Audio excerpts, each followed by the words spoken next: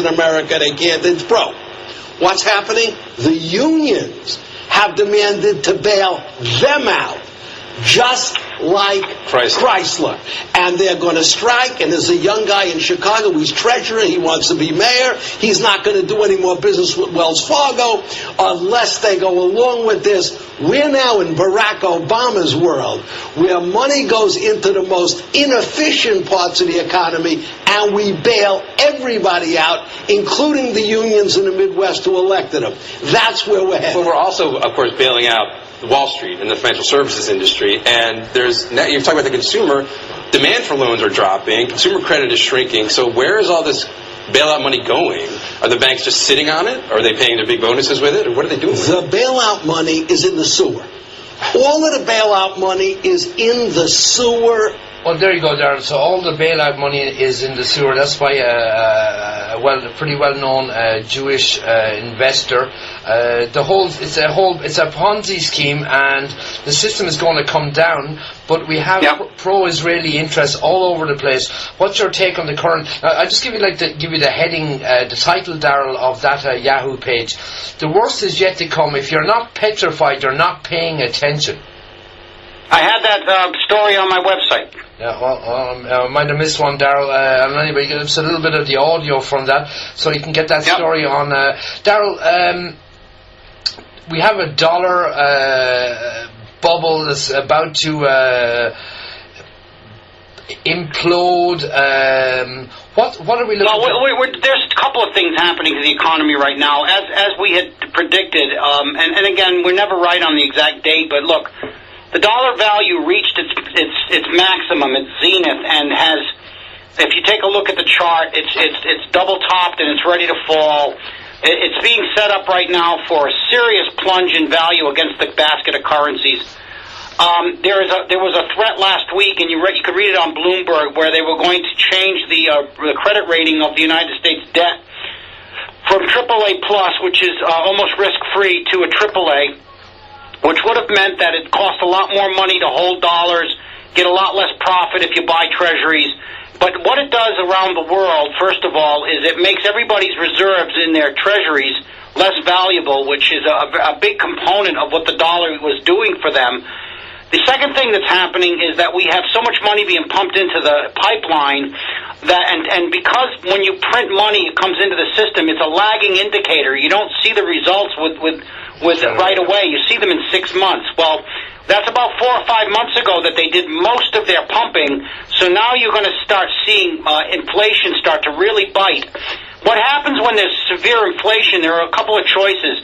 You can print yourself into a Weimar Republic, which is what I believe they're going to end up doing, or you can raise interest rates beyond a point where anybody can borrow to slow things up and rein in the spending and rein in the credit markets.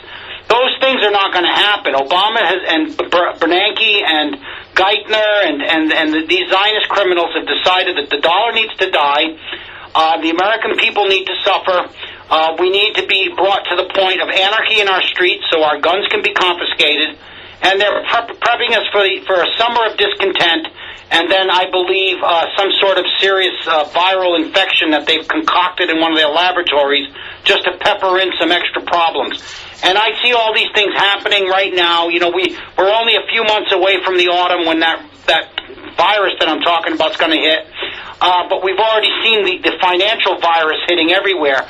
It's all coming apart at the seams. If you live in America, you know, the precious metal you should be buying is lead, and you should be buying it propelled by gunpowder.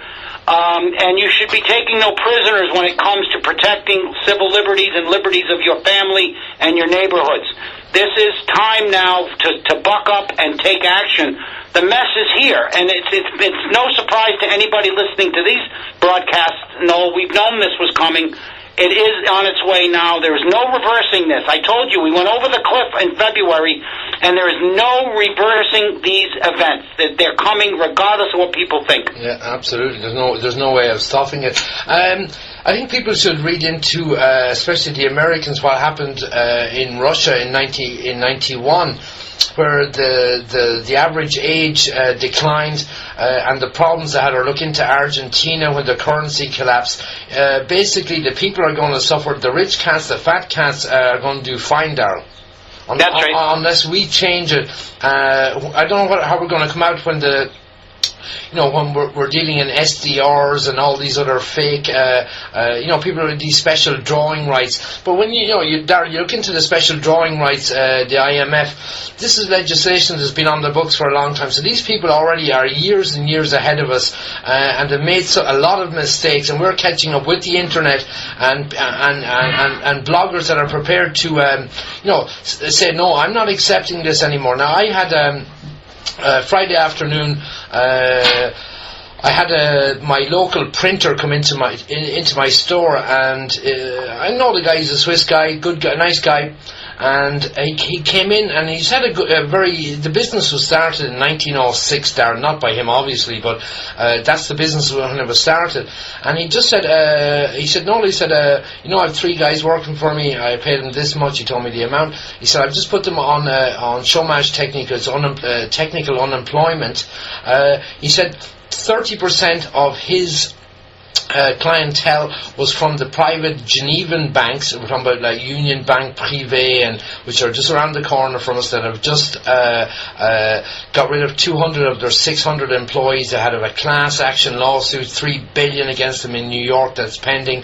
And these are people. Now, what was interesting was, he said he was in our local restaurant. We have a very good restaurant, a wine bar, but you can eat there. It's very, very good food. Haven't been there in a little bit, but it is very good food. And he said he was in there Friday at lunchtime, and there was 10 people in there besides himself and the staff, and 10 of them worked for the same bank. 5 of them had just got pink slips, and the other 5 were told we're getting pink slips next week. So the Geneva Swiss economy is now completely in recession all around my area, Darryl, where I work, which is Rue du Rhône. It's a rich street. It's lots of places closing down, lots of places up for rent. Now the Swiss have already started doing quantitative easing. The Japanese, the Brits, the Americans are all doing quantitative easing, and this is no solution, Darryl. We're screwed. Well, but see, the Swiss have no choice, because their currency started appreciating about 5 months ago against other currencies, and the only way that they could keep their manufacturing base, which is watchmaking and precision instruments, pharmaceuticals, all of these things, they couldn't keep their businesses going unless they kept their currency competitive. So they were forced, because they're a small economy by the world standards. One of the things that you're going to see, though, is because Switzerland has always remained neutral and always protected people who are inside their borders, you're going to see a surge in immigrants to Switzerland. Probably a lot of them from the Jewish community worldwide, who don't want to get swept up in what's coming for Zionists in America. Darryl, we might as well get on to the main issue when we come to Swiss banking. Is secrecy and privacy, and private banking and secrecy. They're after all of the safe havens, Luxembourg, Switzerland, and the list goes on. Not Guernsey. They're leaving apparently Guernsey out. And a lot of people are drawing the conclusion that the next best place to put your money will be in Israel. Well, that has been the plan, and as many problems as I've had with Christopher Bolin. He did a program on Bradford Radio, talking about the 2 major Israeli banks. And if you want to know who's been running the banking system in Panama to do money laundering for drug money, and the banks that were set up in Miami, Florida, they're all Zionist Jewish banks run out of Israel. Of course, the profits coming into those banks have always been clandestine, and they want to control the flow of that underground economy, which is in the hundreds and hundreds of billions, and it'll all go to numbered accounts in Israel, and you will only get outed as having one of those accounts as if you go up against the Zionists. And they're trying to stop, like, the Isle of Jersey, and they're trying to stop, the Caymans and the rest of them, including Andorra.